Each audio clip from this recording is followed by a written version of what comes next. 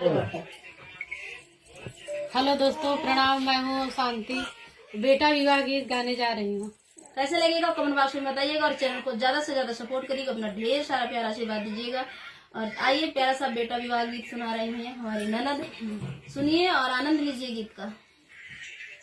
यही पारे गंगा रे वही पार यमुना रे बिचवा में बलुआ के रे तरे ललनवा रे बिचवा में बलुआ के रे तरे ललनवा।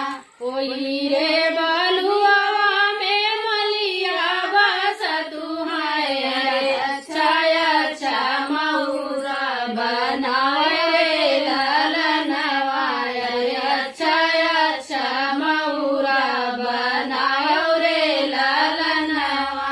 ऊ मऊरा पहिनाई दुलाए हो कवन रामा बधी के चलेली ससुरार रे ललनवा रे बधी के चलेली ससुरार रे ललनवा।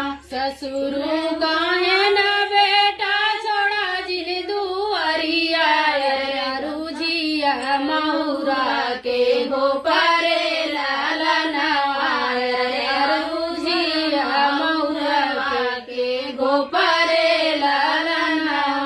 तनिए कदिया ना देखो तुम्हारी रानिया रे वीर देखाया अपन काजरे ललनवा रे फिर देखाया अपन काजरे ललनवा।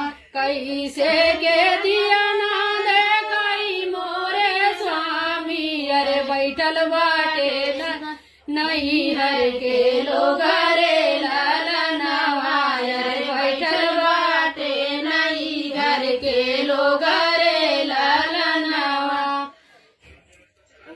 इतनी